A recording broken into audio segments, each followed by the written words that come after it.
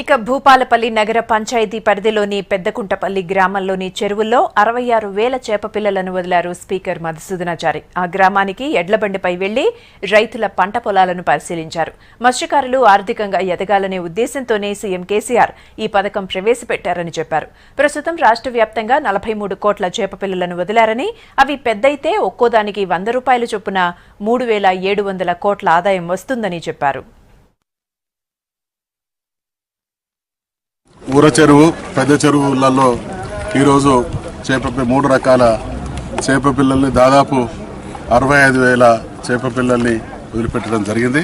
ఈ సంవత్సరం చెరువులలో వేస్తున్నటువంటి చేప పిల్లల సంఖ్య 43 కోట్ల చేప పిల్లల్ని వదలడం, చేప సంపదని ఆధారంగా జీవితాలు తరతరాలుగా గడుపుతున్నారో వాళ్ళ జీవితాల్లో వెలుగు నింపాలనేటువంటి ఆలోచనతో అధికారులు చెప్పేటువంటి లెక్కల ప్రకారంగా 15 నుంచి 20% మరి బ్రతకకపోగా 80 నుంచి 85% బ్రతికేటువంటి అవకాశం ఉన్నది. అంటే 36 కోట్ల నుంచి 37 కోట్ల చేప పిల్లలు రేపు చేపలుగా తయారైతే ఒక్కొక్క చేప ఖరీదు 100 రూపాయలు ఉంటే 3,700 కోట్ల రూపాయల మత్స్య సంపద మరి దానికి సంబంధించినటువంటి వృత్తి నమ్ముకున్నటువంటి వాళ్ళ